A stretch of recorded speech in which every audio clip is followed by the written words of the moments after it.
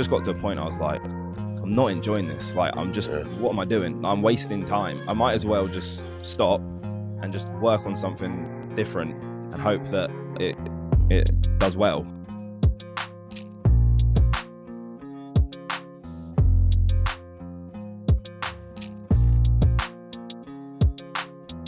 Welcome back to the PokeRadar podcast. This is episode number 19. Coming into almost half a year here. I have a first-time guest, another one from across the pond here, a familiar face.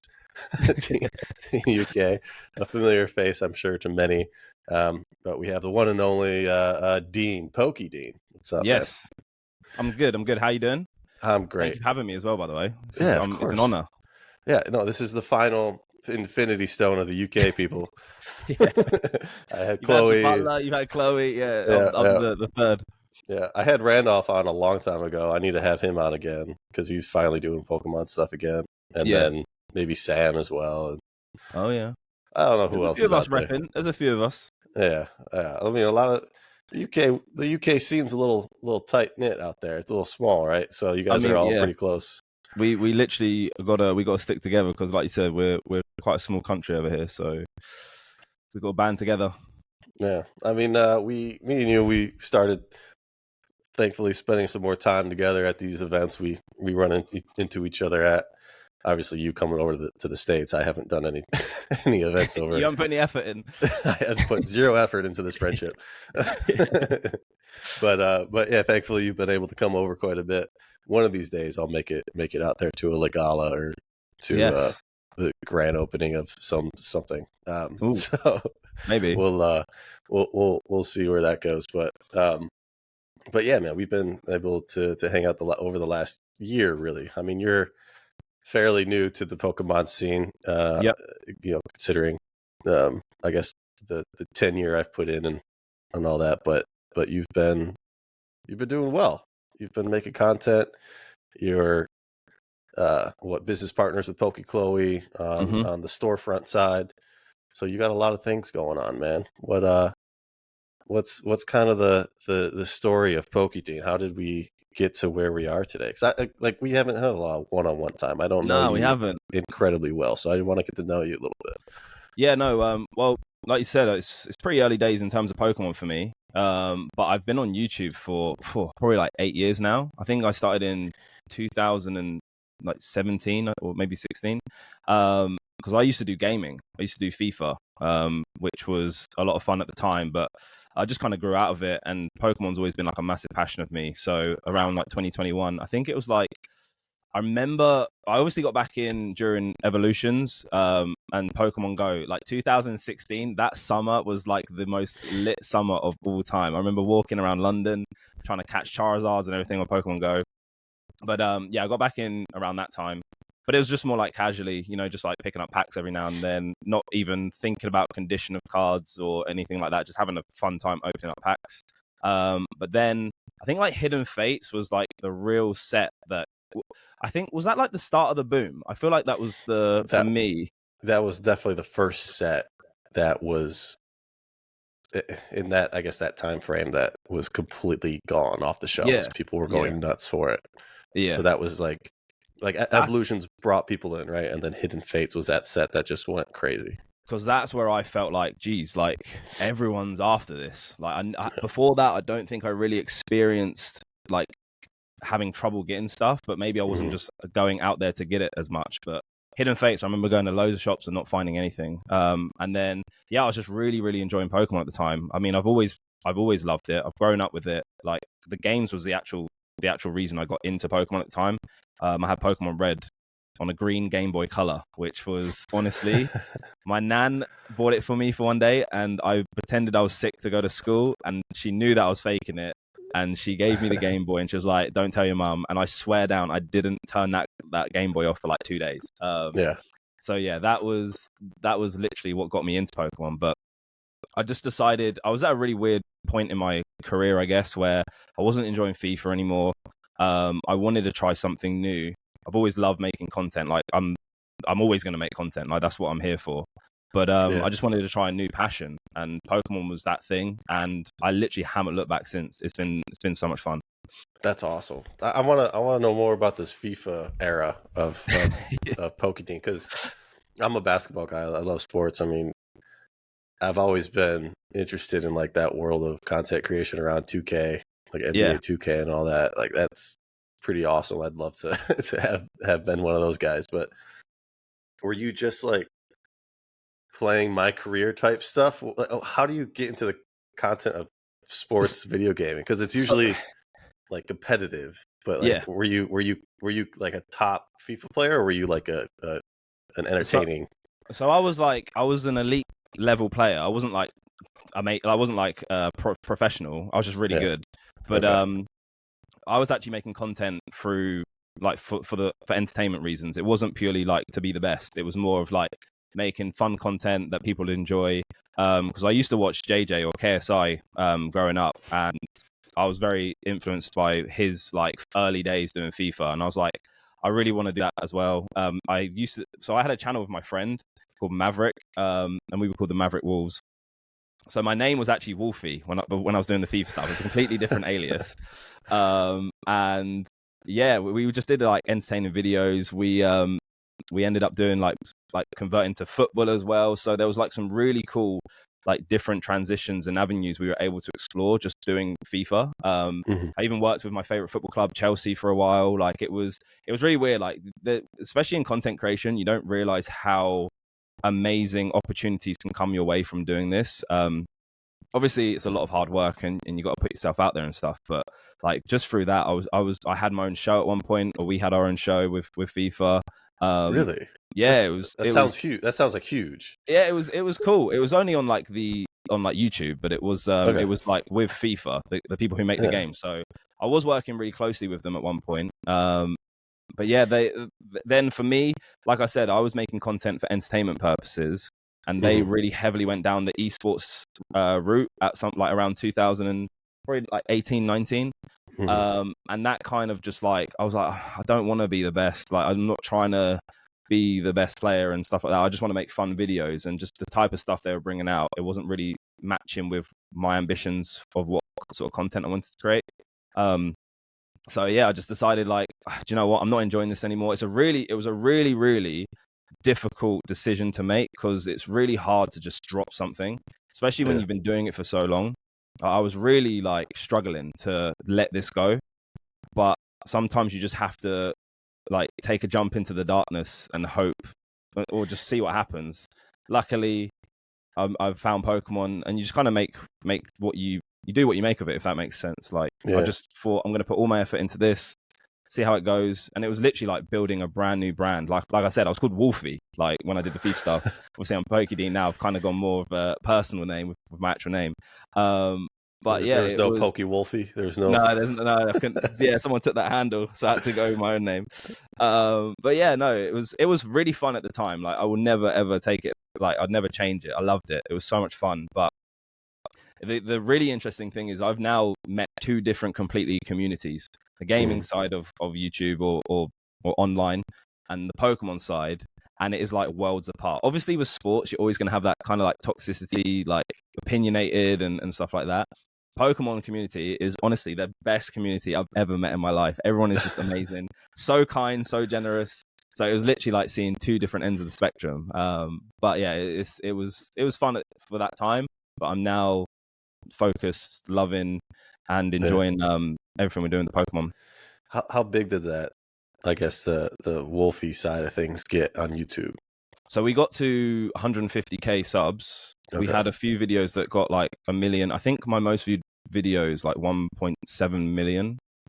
We did a video of Mini Minter, who's like one of the sidemen over here in the UK.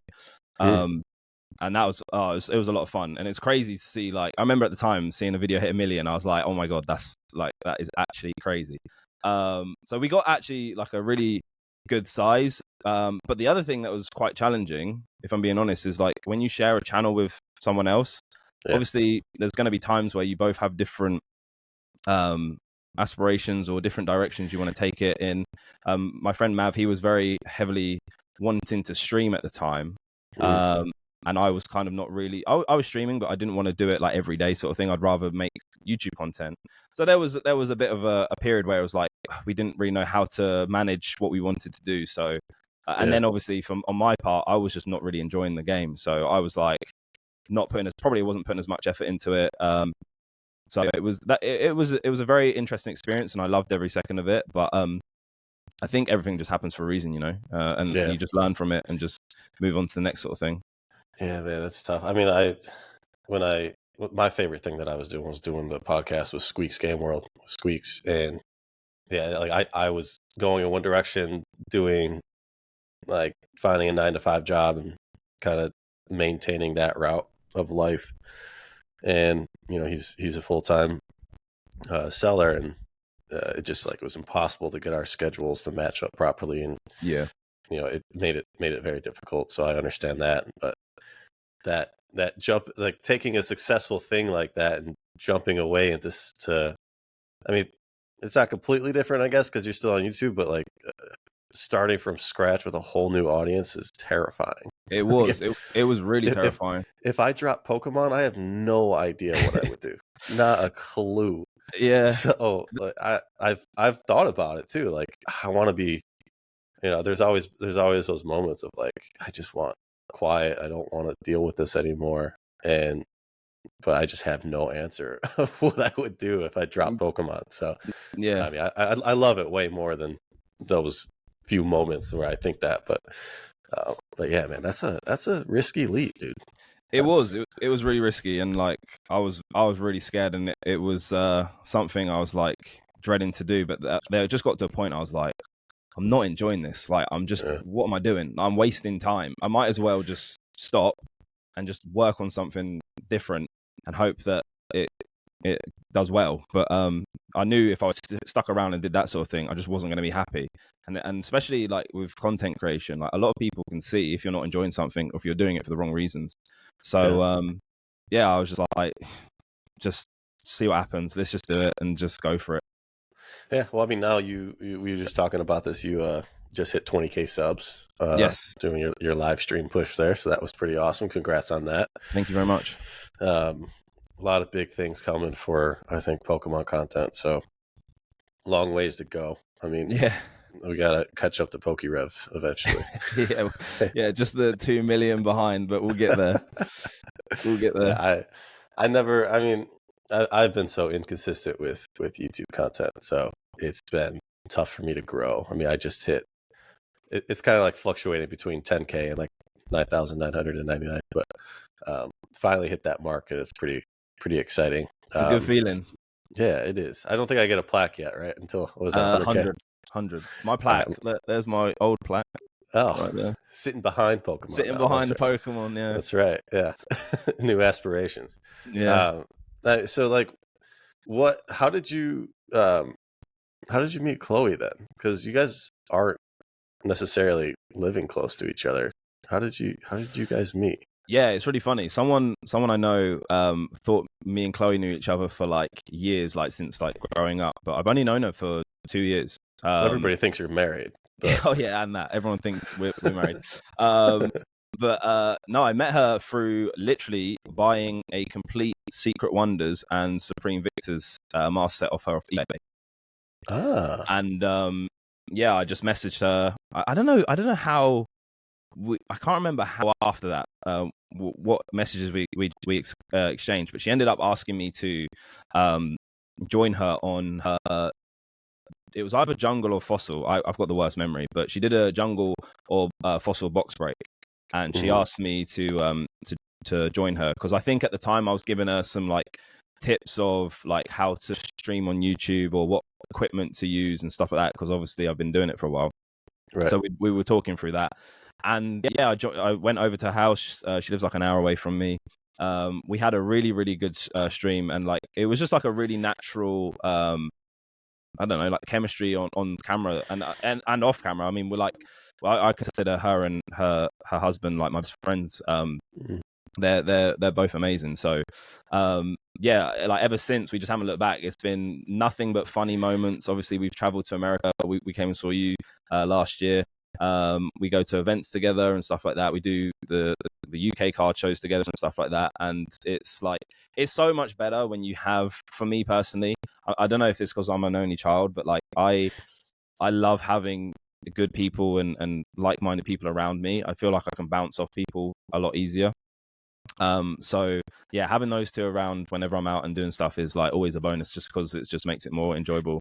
And there's just always jokes, and we literally kind of all have the same sort of like mindset of ambitions and stuff like that. So it's like, it just works out perfectly.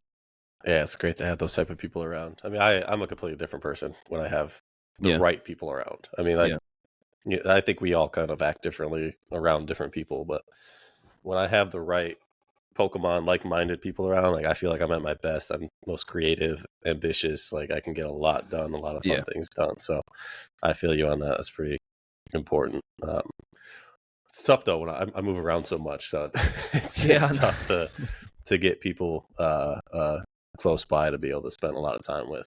That's why I enjoy this so much, because I can just call someone up and chat for an hour, 2 hours. Literally just spark stuff sometimes. So yeah. This is the shower thoughts, but the podcast thoughts. So as far as PokeDean as a business, right? You've done a few different things. Like you've done your live streaming, you've done your normal YouTube content. You did a podcast at one point with Chloe. You guys own, I always forget the name, Collector's Card House. Collector's Card House together, which I think that's coming to fruition finally, right? That's soon. Finally getting there. Yeah, it's doing some bits at the moment. Just need to work on some stuff. Mm-hmm. So what's been your favorite part of the Pokemon business side of things, the content, or like just the businesses in its entirety? What's been your favorite part to deal with? I love the live streaming. The live streaming is just awesome, just because I get to hang out with so many cool people on my streams, and there's just jokes, and like I mentioned to you, this community is honestly like incredible. Like there's just so much generosity. Like even if maybe I open a pack for someone and someone's like, oh, I needed that card, they were like, I'll just give it away, like give it to that person. Like that's like just amazing to see. In terms of like the business side, I've really been enjoying like it's just basically going to like in real life stuff. So collecticons, the art shows, and just meeting people like yourself and other people that are in the same sort of space that we operate and stuff like that, and just kind of meeting, because I never realized how big like this was when I remember going to, like, especially when we go to the States, I'm like, geez, like this, like if you ever came to a UK card show, you'd be like, what is this? It's nothing compared to it. So, yeah, I just love the interactions, and that's my favorite part of just meeting loads of new people, singing stories. Like even probably say my best moment in Pokemon at the moment is the whole story of our #1 trophy card. Like that. Yeah.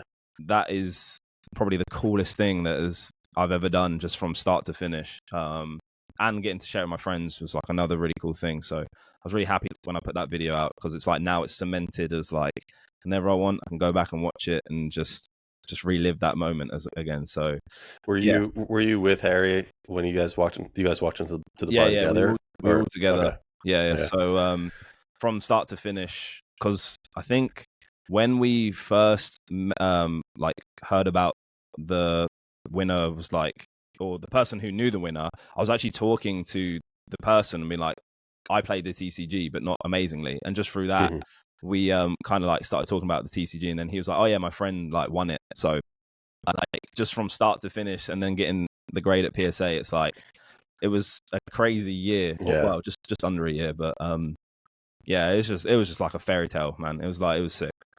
I mean, it's incredible. I think getting a 10 on that too. I just sold my PSA 9, and did really well on it. So that was, and the story with that card too was, it was from, I believe, 2019 Worlds in DC, and I remember like the person I bought it like from him a year later. But I remember when he bought it, like at the event, was showing everybody. I held the card at one point.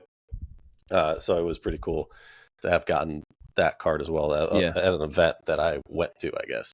Yeah, so, it was, yeah, it's always fun to tie memories and stories to a lot of different cards. So I was telling Harry, like, you guys kind of screwed yourself a little bit. You guys have a way too much of Emotional a attachment. emotional attachment to that Yeah. card, and it's worth a house. Yeah, I So know that's yeah, the problem. Especially, I think me and Chloe are Harry is a little bit detached, not completely detached, but he is business minded. Where I'm yeah, like, that's my baby at the moment. So right. I need to kind of, especially when it comes as speaking about business, you kind of need to have a level head of emotional detachment and business mind, especially if you're trying to make it a business, because you just Mhm. end up collecting and keeping everything, and you just make no money. So Yeah, it took me a while to get to that point. I mean, like that card could do a ton for your business, right? But yeah, also you're holding never on going to to it get could that be, again. yeah, you'll never get it again. Yeah, And also holding on to it could be a great thing as well. Like you don't know what could happen in the future. yeah. It could go up 10x from now. It could be $1 million card, whatever. So it's always a gamble, push and pull with that type of stuff. But thankfully, I mean, you guys have been crushing it. You got the sponsorships rolling in, the live streams that you're doing, the breaks and all that seem to be doing just fine. And I mean, as far as the UK store setup type stuff, I mean, I figured you guys get decent allocation and can make good money off of that, at Yeah, least for the time being. we wish we had more allocation. It's really bad. Well, at the moment, it's really bad, especially in the UK. Yeah, When these big sets come out, it's just like you literally are just getting like 6 things of like the best product. It's like, come on, man. Like, how do they expect us to like run a business when you get like nothing? yeah, yeah. I think that's changing pretty quick here soon, at least in the US. I think this next set, people are going to get hit with a lot more product than they're used to and get stuck with pretty big bills. So I'm curious to see what that does to the smaller businesses and the guys who don't have the capability to liquidate quick enough. Yeah, Because that usually, I mean, it's pretty pretty cyclical. Like that happens. Like right now, you put in an order of 1,000 boxes, you get 20. yeah. It's But hard to gauge it. but at some point, it'll just like To the come. floodgates will open, and you'll get 500, and you're like, oh, I can't afford that. I'm Yeah, screwed. yeah, So people got to be careful with that. It might not change, but I kind of feel like it's coming around. I think Pokemon is figuring out and finally getting in place their printers that they bought or whatever they did. I forget. So, I mean, they're great at managing supply and demand, but I think they're gonna also cash in when they can yeah, and sell as much as possible. yeah. They're gonna have to. But yeah, it's like it's. I hope it changes because the way it runs here in the UK, there's just basically one distributor for the whole country, Right. and I don't know how it works. I'm not massively knowledgeable in it, but like it just doesn't seem equal for a lot of people. I don't know. There's just some like craziness happening. So something needs to change, in my opinion. Because like you said, small business are gonna be the ones that lose out. Right. Has there been no interest in like going after FIFA cards, soccer cards and stuff? Nah, I genuinely like. I love football. Football's like my sport. I still played it. But just the cards don't do it for me. I don't know. Probably just because, like I said, I grew up playing the games. The games is like the main attachment for me. I unfortunately don't have the time to play like the new ones. I played Sword and Shield, but not the new one. I played like 10 minutes. But yeah, no, like football. I don't know. There's so many cards of the same card, and I'm like, nah, like it's just not really doing it for me. But they even kind of like implemented cards into the video game, I feel like too. They open like packs and stuff to pull players. Yeah, Right. that is a dangerous game to play on FIFA. Trust me, I spent so much money when I was doing FIFA. But then again, it's the same as Pokemon. It's just physical. But yeah, no, it's a wild game. The sports just didn't really do it for me. The only other thing I can collect is Dragon Ball Super. But that's on and off. Only if there's like cool cards. I just tend to go for Gohans, but yeah, That's it's Super Saiyan 2 Gohan, man. Team Gohan, Himhan, man. He is him. Yes. He is Yes. him. So yeah, that's the other thing I collect, but I don't go too heavy in it. I bought a collection about 2 years ago, but it's just sitting there until to sort it out. Have you not made any content on Dragon Ball yet? I did like one video, but I just think with YouTube, like it's just such a dangerous Be a game to separate play. channel. Yeah, if you start mixing up content and doing stuff like that, it kind of can end up damaging your momentum. Which is just all a learning process. Like I'm in it right now. I've actually been really happy with the content I'm putting out. I've just been trying to find my own lane in a sense, because I feel like I've been influenced by the likes of Rev, Pat, or Deep Pocket Monster. I love their content and it's really inspirational.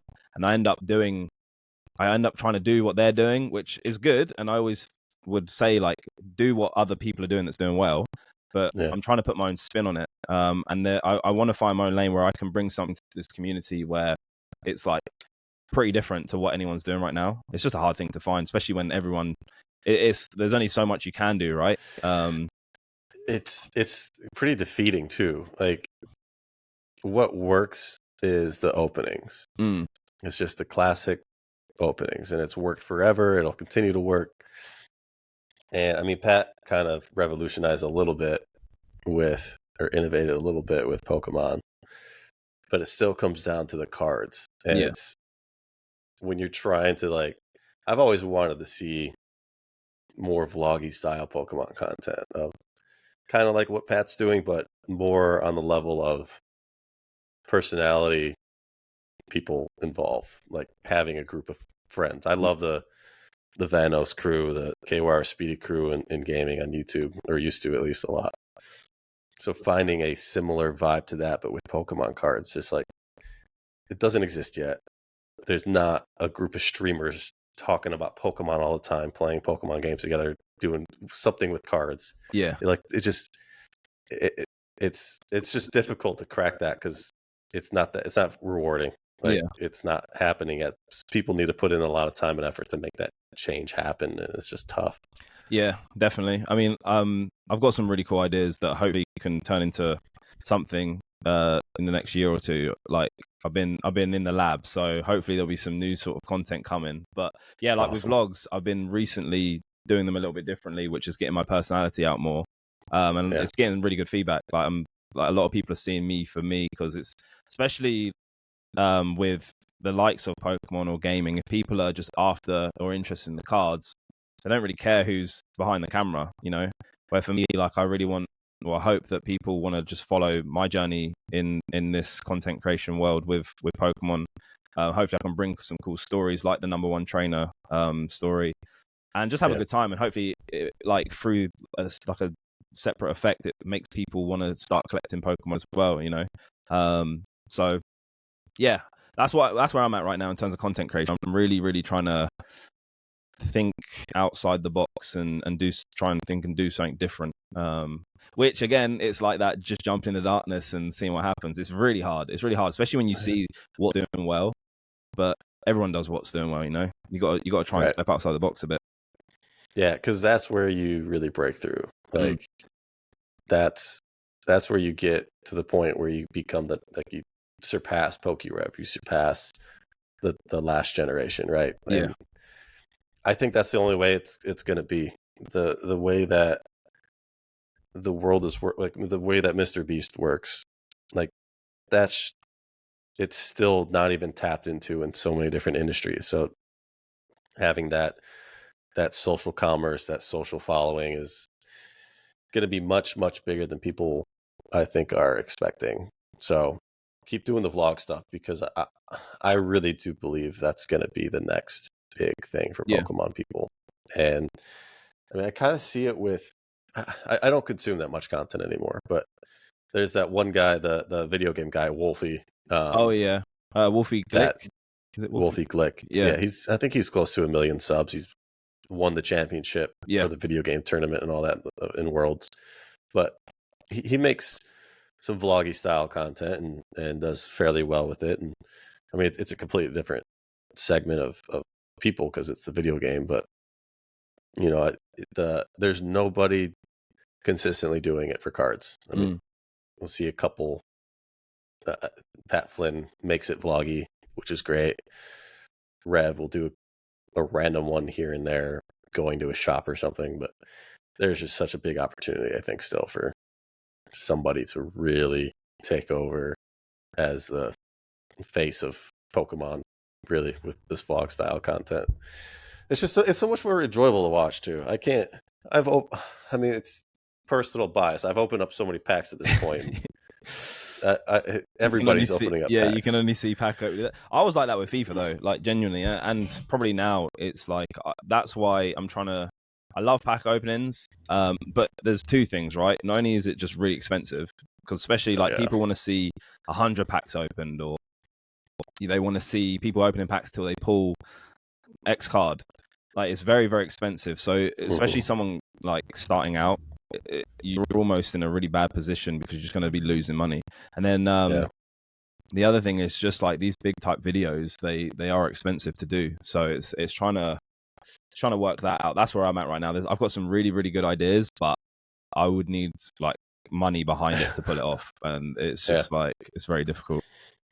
Yeah, have you seen those? There's a bunch of companies coming out for like supporting content creators with funding and all this stuff. I don't know if it's making its way over to the UK, but there's a couple companies coming out like that are just very, I guess, content creator focused. I would bet they take some like ridiculous percentage of your business or something, which probably wouldn't make any sense. But I feel like that'll be a more common thing to help out, because again, the way that Mr. Beast has climbed with how he's built his videos, the way he strategically puts in money, it just makes sense that it would work in other places if you do it right. Oh yeah, definitely. I think though, as content creators, though, we forget though, like a lot of people just love authenticity. So that's the other thing I'm trying to think of is like, okay, so I have these big ideas, but how can I do it where it doesn't cost much, but it's the same outcome? And like, you see, how many people did you used to watch growing up where they literally had like a phone on like a bookcase and that was their face cam and stuff like that, and you just love it because you're watching them for them. Like you didn't care that they were spending the $2,000 on X or whatever. Like you just love that person for what they were doing. So I think it's all like a learning thing for me. Like you just kind of got to work out what works for you, and the best way you can bring your best self out on camera and in your videos and content. So I'm starting to finally get to that, which I'm really it's really positive, because I think especially for like a year maybe I was just kind of like in the momentum of just seeing what I like and then trying to replicate it, and it was like, why would anyone want to watch that when they've just basically watched the same thing? So but that's just YouTube, man. Like, it's always adapting, it's always evolving. There's like so many social platforms and stuff now. Like I need to get better on Reels, I need to get better on TikTok and all that kind of stuff. It's just like forever going on and stuff like that. But I love it. I wouldn't change it for anything. I literally wouldn't. Yeah, there's too much, man. I've fallen off. I've thankfully been keeping the podcast going every week, but I've fallen off doing the clips, doing the reels, all that stuff. It's so time consuming. Yeah, and it's tedious work.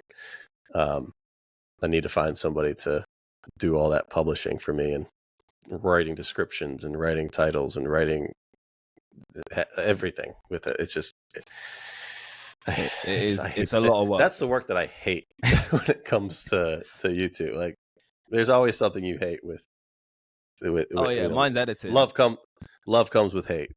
So thankfully I don't have to edit. I can't pick. You edit your own stuff? No, so I used to when I did the FIFA stuff, and then I was like, I can't do this anymore. Not only because like I've just been doing it for 4 or however many years I was doing FIFA for, but like there are just some incredible editors out there now. I'm just not on that level, and luckily my editor, he can bring out the ideas that I have in my head where I just wouldn't be able to do. So it just makes the video 10 times better. So like if you can ever delegate roles that you aren't good at, it's only going to make you and your brand or whatever that you're trying to do just better. It's just obviously money. Like you just got to make sure you can pay for it.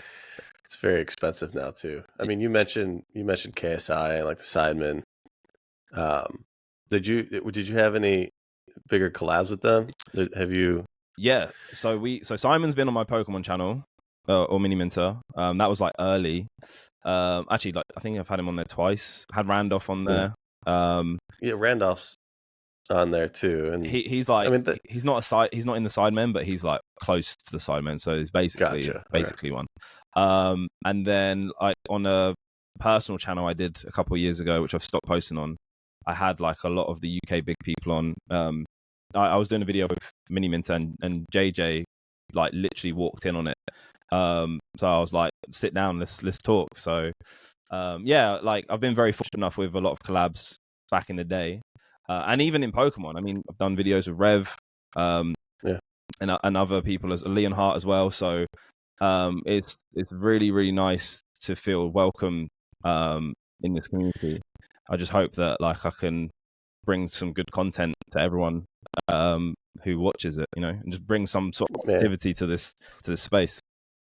Yeah, it's good to be around that. I mean, it's like someone like Pat who has been doing it for so long. He's done podcasts for such a long time. He's helped me out a ton just with like you said, you were helping Chloe out with like recommendations on equipment and lighting and all this stuff. And I can have conversations with Rev and Ryan about what's going on with the YouTube algorithm and stuff like that. And it's really, it makes it a lot more interesting, a lot more fun when you surround yourself with these people that are doing the same thing. So it's interesting, especially at that level of KSI, the Sidemen, like being like at the top of the YouTube world, having some kind of closer attachment to them to see how they work, how they navigate.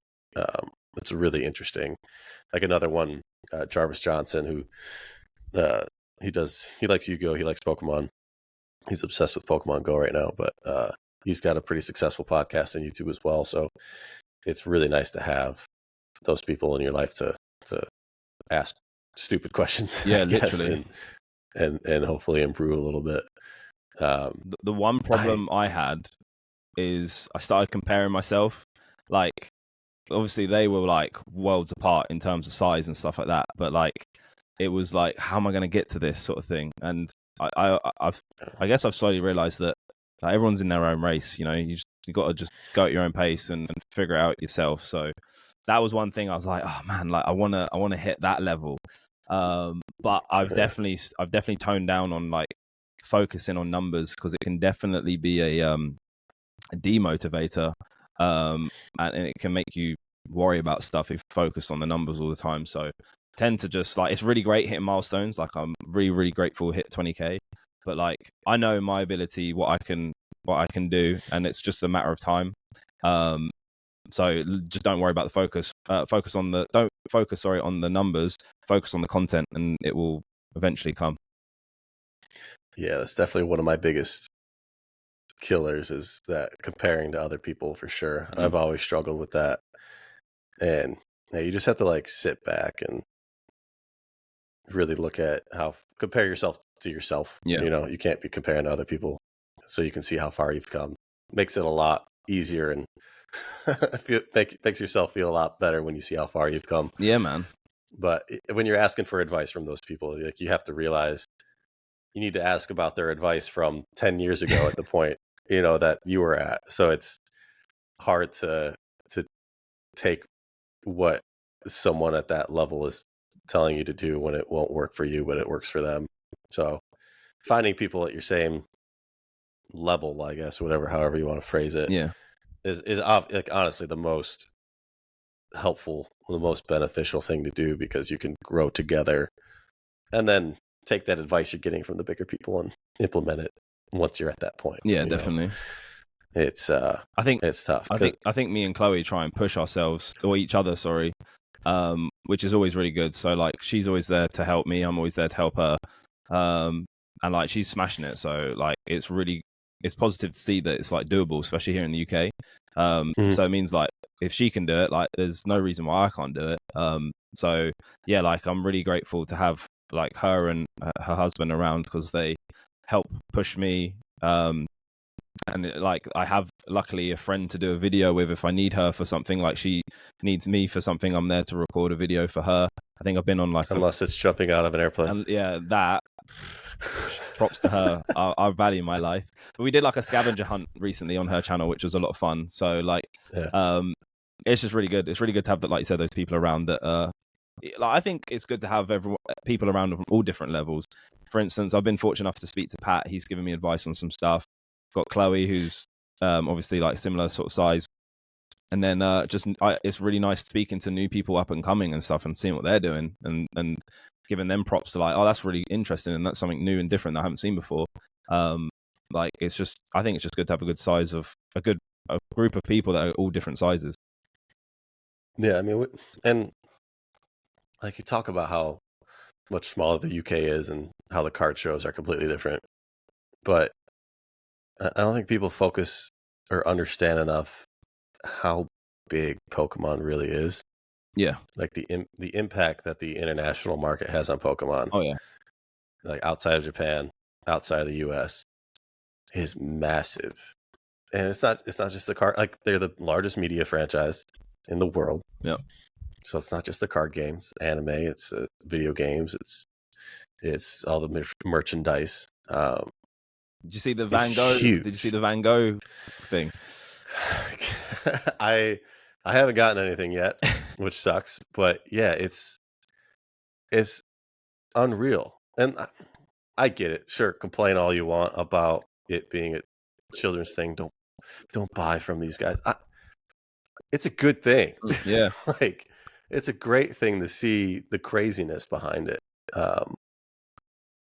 It's probably dangerous, but like it's a great thing that Pokemon is so desired. Yeah.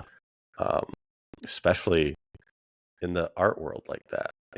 I love those incredible. Sort of I love that. I love that sort of stuff. I think it's awesome. It's taken them long enough. Yeah, I know. I mean, the Scream promos were fantastic and loved for so long. I kind of figured they would do I wanted to see a Starry Night Pika. Yeah.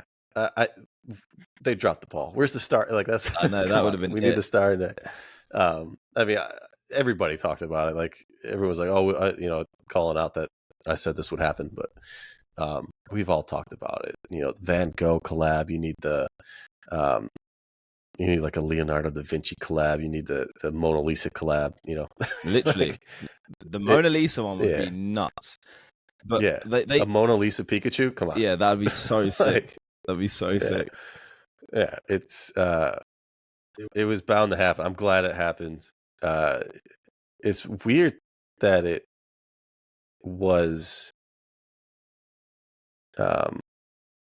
Well, how do you feel about them releasing it on the Pokemon Center website? I was glad about it because that's how I got mine. I think if there's a way to make it as obtainable for as many people, then great. Like as good as for collectors, it to be more sparse. I think that's the right word. Or limited. Obviously, that's great for collectors because then it's going to just jump up in value. But I think when it's like these really cool collabs and something that's very unique, I think it's great. Like they obviously are printing loads. They know how these sort of things work. Like just do it on the website. The only thing that was a problem is how hard it was to get it on the website as well. Like it dropped. I think I was lucky enough to get one, but I think like before they even released it, everything is sold out, and it was just like if you're gonna do it properly. But I mean, with all these sort of things, like people find ways around, and it's the hustler game, right? If you got to just respect it. Like if you're not in it, you're not in it. But I hope that it's more obtainable for as many people as possible. I recorded with Rusty with TCA Gaming yesterday, or I guess it'll be last week based on the release of these. But we were just like, yeah, we're too old. Like, first of all, we don't have the time to just wait for Pokemon Center to pop up and order things, but we just don't have that advantage of understanding the world of bots and making that work. Like people have this competitive advantage with understanding how to use computers. Yeah. Like it's something to complain about, but it's been around for so long. It's completely fair. Like you just gotta adapt and learn with. If you want it enough, you go either learn do it. Yeah, exactly. So I'm just sitting waiting for someone to send me a link when something pops up and hope that it's still in stock. Yeah, I was lucky enough to get linked, but it sold out. But I was just going on all of them, and luckily I got a puzzle coming my way, which nice. I don't know what I'm going to do with it, but I got the promo, so do a live stream putting the puzzle together. That could be a play. That could be a play. And then you can glue it and frame it. Put it in a frame. Yeah, I'll put it right there, up there. Yeah. What puzzle is it? Because there was like 5 different pictures. It's the Snorlax one with the Munchlax, on the bed. Okay. Is there a puzzle for all 5 of them? I don't know. Or is it just I literally was just add to cart and check out. It was. I haven't even looked at all the products yet. Yeah. I'm just. Yeah. There's some really nice ones though. To be fair, the canvases look really good. I just think all the products are nice, and Pokemon should definitely do more collabs like that. It's just across all different things. There's so much potential they could do. I mean, look at the Mario Luigi. Like those things are awesome. I love them. They could do so many cool collabs. What do you think they would do in the UK? Because I mean, Starry Night's in the US. It's at the Museum of Modern Art in New York. So I feel like, I mean, I get Van Gogh, Amsterdam, all mixes together.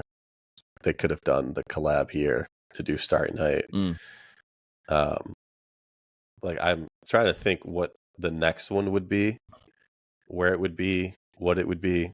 Do you have any idea what it's like in the UK? It's gonna make me sound so uncultured. Like I genuinely have no idea. Like I mean, I would have no clue either. Maybe something to do with the royal family, I guess. Maybe that's just the most generic answer you could possibly give. But that would be interesting. I don't know. I genuinely don't know. Yeah. What's out there in the UK? You guys have like any of the 7 wonders of the world, or we got Stonehenge? Oh. Maybe that could be one. Yeah, I don't know. Maybe, well, yeah. There's Stone Journeyer, which is nose pass. It's Stone Journeyer is literally Stonehenge. No, from Scott. No, Sword and Shield. That card's from. Is it really? Yeah, it's basically Stonehenge. Huh. So yeah, I don't really know. I guess like something to do with like British history. I don't think we have like anything cool or just landmarks like Big Ben. But I don't know how. What about like a Beatles collab? Oh, like music. John Lennon. Yeah, that'd be sick. That could be cool. Yeah, have all the starters as one of the band members. Beatles. Yeah, we got some good music artists. To be fair, maybe a celebration of like a band back in the day. That would be pretty cool. Yeah, I wonder. Yeah, I mean, I've always just kind of been like, all right, what artwork would be next? But they could easily get into musicians. They could get into. They could do anything. Get a Ben Franklin Pikachu. Yeah, with a. Yeah, Abraham Lincoln Meowth. You could do anything, bro. Yeah, something crazy. Yeah. I don't know how political they would get though. That's the other thing. Yeah, true. Gotta be careful with that. Pokemon wants to stay PC. Yeah. But yeah, the other great thing again is like the vast interest in Pokemon as a whole that I think they're really trying to hit again. I mean, you collected as a kid. How old are you? I'm 31. 31. Okay, so you were around same age as me. Yeah. With the craziness when it first came out, I feel like it's definitely way crazier now. So I think that they're gonna just pump in a ton of collabs and a ton of merchandise like they did back then as well. It's so crazy because like it's more crazy now, but like maybe just because we were kids. Back then it just felt like a completely different world. Like I don't know. I don't know if it's the feeling type thing, but like I see how crazy it is now. But I just remember as a kid, it was like obviously we're not in school anymore, so we don't get to see this sort of stuff. But like every day at school, I just saw Pokemon cards left, right, and center in everyone's hands, trading and doing all that kind of stuff. It was like just I lived Pokemon. I still live Pokemon, but like I don't know, it just felt different. Have you had any sponsorships with them? Does Chloe do Pokemon Sleep? Yeah, Chloe's starting to get some sponsorships. They haven't rung my phone yet, but okay. I don't know how I feel like about. Obviously, when I did FIFA, I worked really closely with EA. I kind of like. I don't know. I kind of like working on my own because you get a bit limited. Yeah, they lock you in some pretty ruthless contracts to that can really control your content. So you got to be careful with that stuff. But we'll see. Because you see, I mean, I've seen. I don't think PokeRev's done one, but you see, Leonhardt and Unlisted Leaf and all them do some. So it's all about what your works content for you. focus is. It's because obviously, like, you see the likes of, I think, like Real Breaking Nate, Leonhardt, Super Duper Danny, they get flown out to Worlds and stuff like that, which is great. But then they might be hindered in doing something that they wanted to do, but it's just not with what Pokemon like doing. So, yeah, you just got to work out what works. I don't know what I would do. If Pokemon reached out to me, I don't know what I would do. Because I'm sure they'd stop me from any of the swearing that would happen, and they would stop me from a lot of the opinions and conversations that we have about Pokemon, about grading, about everything. So I think it would really make content like this, I feel like, be overly controlled. I don't know though. I'm sure if they contacted me, I'd pretty strongly consider it. Oh yeah, I'd definitely like some of the stuff Sinclair's doing. If they asked me, I'd definitely go and check it out. But yeah, just from like EA, working back with EA, like I just saw people were able to be, especially in this game in YouTube, you got to be like first out there, right? The first people out there, they tend to get the most success on a lot of stuff, especially like new releases and stuff. So it's I found that people were benefiting being in their own lane than when I was actually working closely with the company that made the game. And I was like, how's that work out then? How's that fair? So yeah, there was some good perks, but at the same time, like, it does hold you back sometimes. So like I said, it's what works for you. I never say no. I definitely always consider, but it's just whether it works for you. Yeah, grass is always greener too. Everybody will look in and think that it's great working for the company that you're making content for, and then when you're in it, you'll want to get out of it. It's just how humans work, I guess. It's just an experience thing. Yeah. But I really want to make more Dragon Ball content. I get bugged about it a lot too, because I'm always showing off my Dragon Ball Z scorecards. Yeah, it's a tiny, like, there's like 5 people that do it, but they're all very passionate. And I've always wanted to do a lot more Dragon Ball content, or like dive heavier into the cards and do openings and talk about it more. Because it's actually one of my most viewed videos on YouTube is a Dragon Ball Z score video going through like all the boxes and stuff. Yeah. Which is really interesting. Because like that's a giant IP too, right? It's super popular. You love it. A lot of us love it. Yeah. But not enough people talk about it, I feel like. Unless I'm just completely missing it on YouTube. I don't see that many Dragon Ball Super content creators. I don't see. Yeah, I've seen you, but like I said, it's really difficult when you start switching things up. I mean, like, my YouTube banner has like Goku on it, but I've not I posted one Dragon Ball video because I just feel like as soon as I start switching up, like, it's just gonna start hindering. Like, YouTube's not gonna know who to push my videos out to. So yeah, man, it's a tough one. It's a very, very tough one. You kind of almost have to start a whole new channel, but it's like, would you do that? I don't think I've got the time at the moment. Like, I'm very easily like, I'll just start something new, and then it's like I probably put my fingers in too many pies. So then I just literally don't focus on it like anything. I just kind of do loads of different things. So I really want. I've got some really cool things that I want to do, but I'm like, I need to chill, focus on this first, and then look into that into the future. But yeah, and also at the moment, I'm kind of just enjoying like picking stuff up every now and then, like especially with Pokemon. Like, I love Pokemon, and I'm loving every second of it. But like, my personal collection has taken a massive hit. I never pick anything up for myself anymore. It's always like content or for the business and stuff like that, which I'm not like complaining about at all.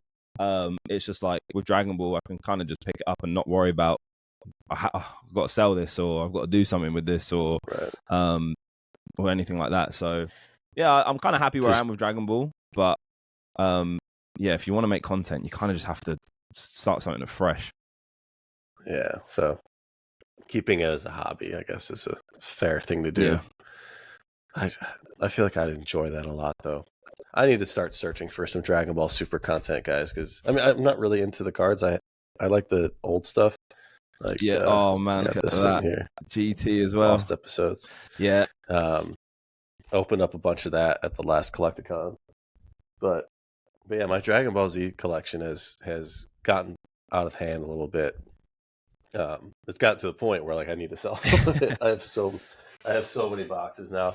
I love this stuff. Oh my goodness. I don't. Are you into the score stuff? Do So you know I about only this? have one scorecard. It was a Super Saiyan 4 Vegeta, and it was you got it Yeah. when you pre-ordered.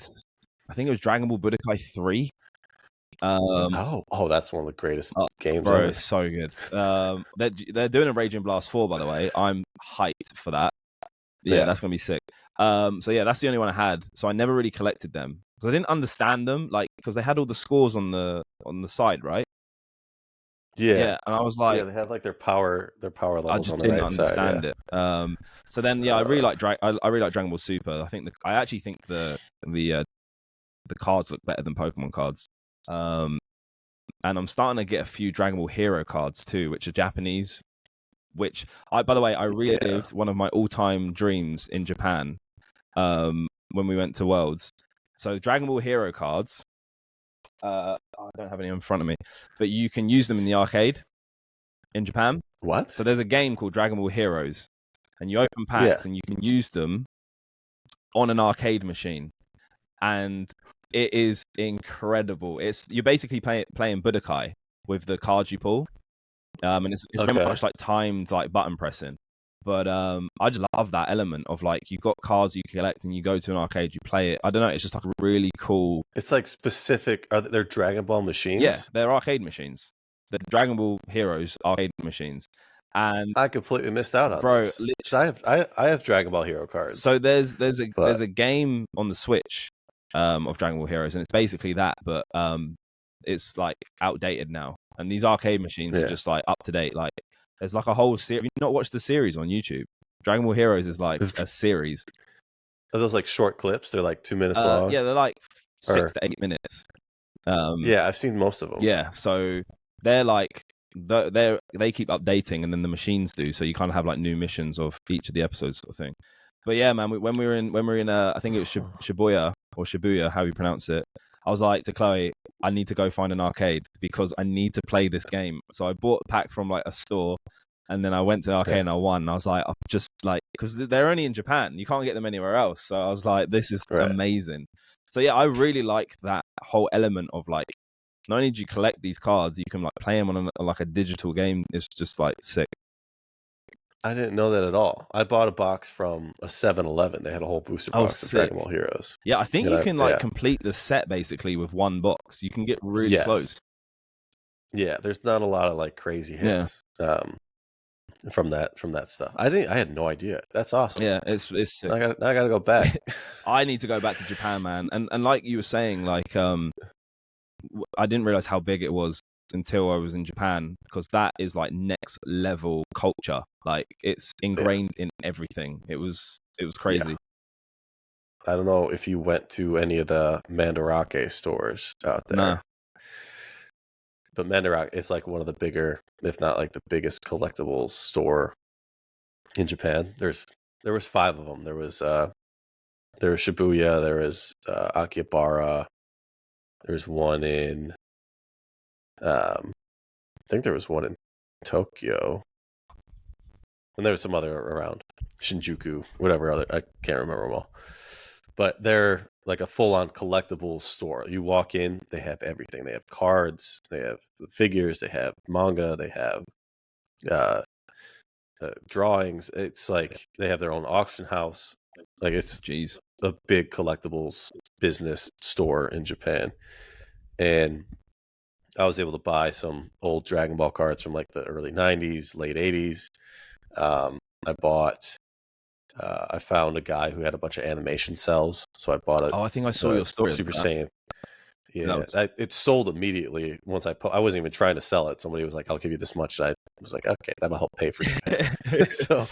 so I sold it, but this stuff is everywhere. Like the nerd culture out there is on a whole nother level, man. Yeah. I love it. I love I it. love it. I wish it was more like that out here, because it's like there's Dragon Ball figures everywhere. Mm-hmm.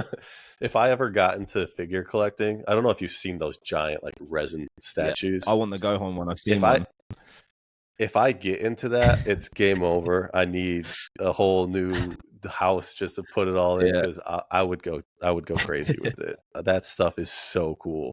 Yeah, it's Like, I love Dragon Ball Z so much. It's my favorite thing. bro. Ever. I love it. Like it would never. I've like during lockdown, I got really into anime, and Dragon Ball always number one just because of the nostalgia. But like there are some really cool animes. I love Attack on Titan, Demon Slayer's incredible. I started watching My Hero, and yeah, man, it's just like anime is just sick. It's just really good. For my opinion, like it just helps with my like creativity and imagination, because I feel like the older you get, that stuff goes, and then it gets, you just kind of get like, not boring, but like, you just think about the serious stuff all the time. When I'm kind of feeling like I'm getting like that. yeah, you need to keep your mind young with that sort of stuff, man. Keep the imagination up. Yeah, like I tried to watch One Piece and I just couldn't get into it. Nah, I'm not watching One Piece. It's still going. It's like 1,000 episodes. I missed that boat, pardon the pun, but it's yeah, I'm gonna leave One Piece.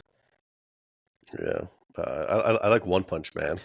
That's one of my favorites. I watched a bit of that. I need to get back into it. It's good. I like that a lot.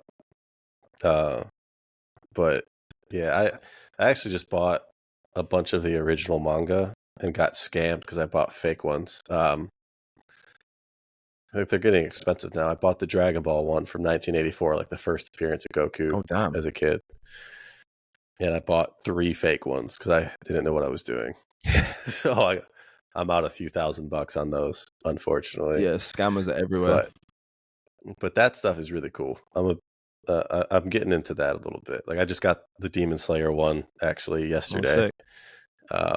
It's a fairly new one, obviously, but that stuff is really cool. Just got to be like, I needed to do more research before I bought it. I just got really excited when I went to Japan because I found some cool manga and bought it. And as soon as I got home, I was trying to find Dragon Ball and Naruto, and I bought a bunch of fake ones and didn't even know it. Yeah, it's really tough, especially they get really good at faking it, and it's just like, how are you supposed to know?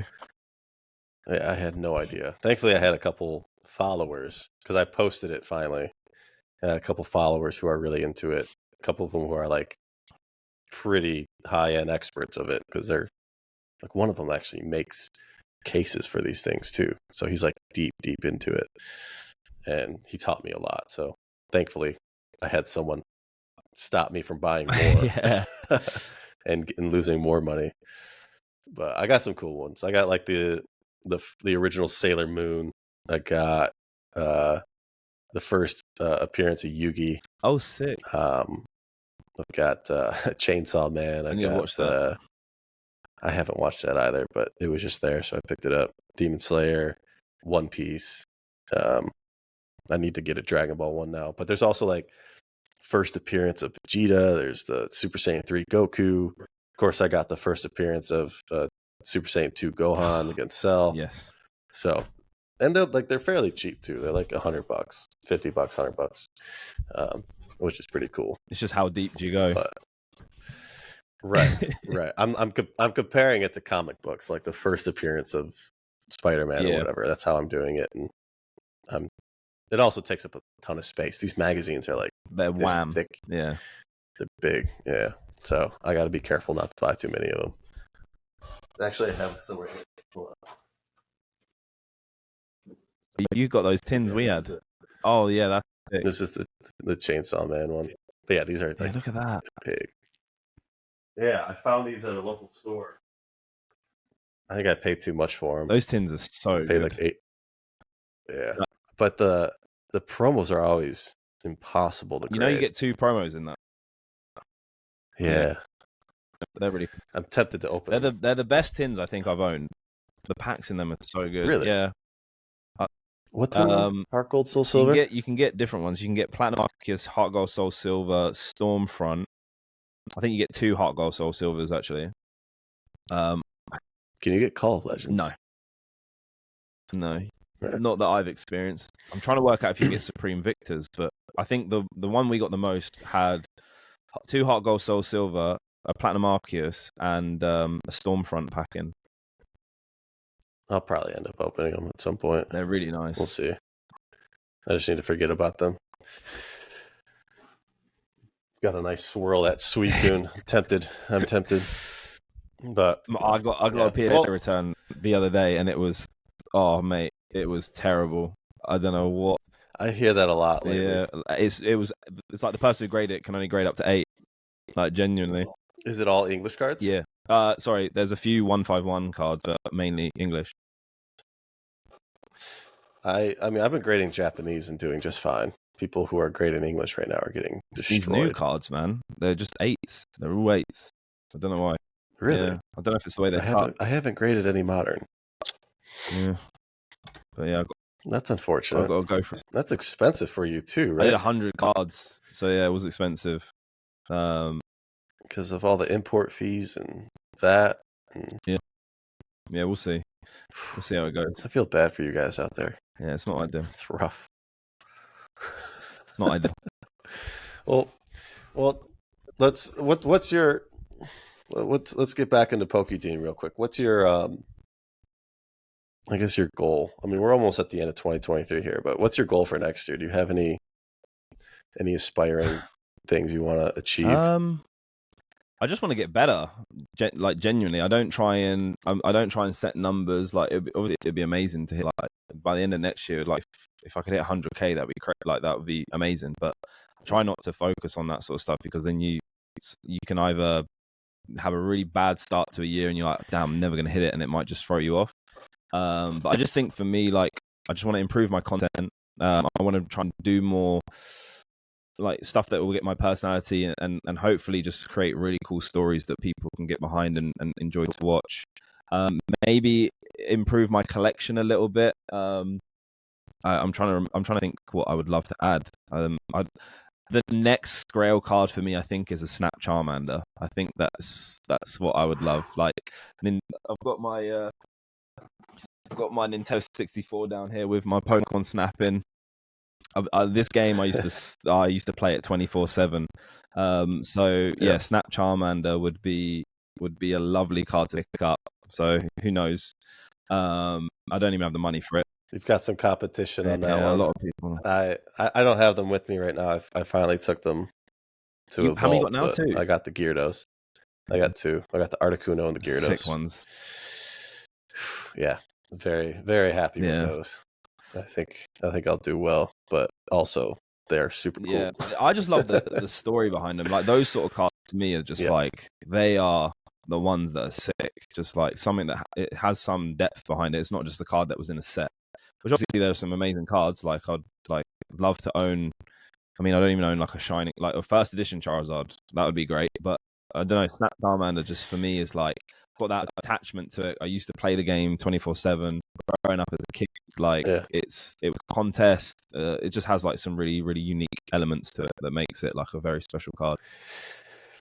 Yeah, I've always said the same thing with Snaps. The moment I found out about them, there was just something that was like, one of these days I'm going to own one, or throw everything I have into completing the set, if that would even be feasible. I don't know what I'm going to do with these 2 now. What my plan is. I had offers on them, so I threw them out there for sale to see if other people would be interested. I don't really want to sell them. I definitely can't afford to collect. I can't even afford to collect these 2. I consider it myself lucky being able to get those 2. But going after the whole set seems a little bit. That's like a lifelong goal, probably. Especially that one Pikachu. Yeah, Pikachu, the Magikarp. It's tough. Yeah, I just want one. I don't think I'd ever go for the whole set. Yeah. I just want the Charmander. Yeah, I want a starter now. Like, Gyarados is probably my favorite Pokemon out of the 10. Articuno. I think Articuno's sick, though. I think that's a really good one. It is. It is, and it just it fell in my lap, and I couldn't pass up on it. So, and plus the way that I got it too, another emotional attachment. Going to Japan for Yeah, Worlds, going into a store, and just like buying it impulsively on the spot was big plays. That's big play moment. That was fun. But yeah, I really want a starter Pokemon. Obviously, Charmander would be the top of the line, but Bulbasaur Squirtle would be just. I've held a few now, and it's kind of getting to me a little bit. I'm like, I want one. But yeah, I almost bought a Poliwag. I like the Poliwag. I like the Poliwag. The Poliwag's tough because like the winner sold them all back in like 2015, 2016 for like $3,000 a piece. And I could have bought one and didn't. Same with Coughing. Coughing, they were $1,000. Jeez. So it's just hard to stomach paying what they're worth now. When I had the opportunity to buy them. The snap card. I don't know what it is, man. Like they're not even holographic.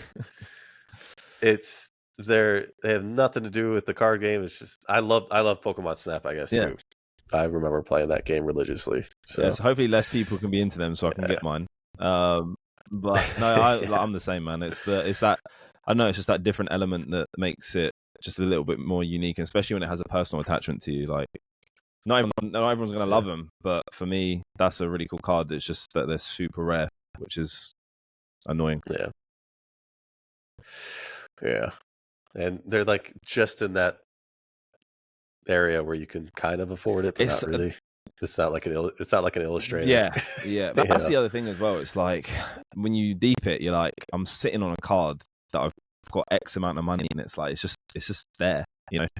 It's stupid, irresponsible. I mean, it's like the base set box behind you. It's like, can I really sit on 15K right now? This would help out a lot with my life, but exactly, it's idiotic. I wouldn't want it any other way. But it's exactly that's right. Wouldn't want this any other way. It's wild. But no, next year should be hopefully a good one. Some big ideas, big plans. Just have to wait and see what happens. You know, just go with the flow. I'm a very laid back person, so I'll just see where the wind takes me. That's good. Keep that stress low. Oh no, there's stress. Don't worry, I just don't show it. There's a lot of stress. There's so much stress. Chloe and Harry probably get to see the most of it. Well, they're probably in it with me. We're in a tornado of stress. Yeah. But no, it's this what's living's about, innit? Yeah. I come off cool and calm, collected in the podcast, but as soon as I turn off the camera, I am on the couch crying. Yeah, it's rough. But it's fun. Wouldn't have life any other way. Never would have imagined that this would be life the way that it is. That's the thing as well. Is like even this year, there's so many things that happened I didn't think would ever have happened. So who knows what's going to happen next year? Probably something crazy. Yeah, I'm kind of back in that mode of saying yes to a lot of things. That's the way to do it. Like that's what got me to a pretty good point. I would just say yes to everything. It was also dangerous. It put me down some bad paths as well. But said yes a lot. Got to do really cool stuff. Said too much and led to the point where I shut some doors so I could not do that again. And now I'm reopening, saying yes a lot, being more careful this time, but saying yes a lot, and things are going really well. I'm very happy with where that's taken me. So that's the thing. I'm happy to see you too, man. I mean, it's fun to watch good people, your people, doing what they want to do and seeing some success out of it too. I feel like I'm finally coming out of my shell, which is good. So yeah, like you, I'm trying to say yes to a lot of things, unless it's skydiving. But I'm trying to just get into my get out of my comfort zone. Sorry, just get into uncomfortable situations in a good way, not anything like bad or dodgy, but just putting myself out there and seeing what comes back in return. Because feel like if you just stay in the same space all the time, you're not going to be going anywhere. You're going to be doing a lot of movement, but not a lot of progress. So, that's what I'm trying to do the rest of the year. It's just kind of put myself out and do things that I wouldn't particularly try and do. See how it goes. Yeah. But that's also the goal, is to find a place to be comfortable and not be stressed out. I don't know when that'll be. So be stressed out now, uncomfortable now, do everything now, and you'll be able to. Hopefully it'll be worth relax. it at the end of it all.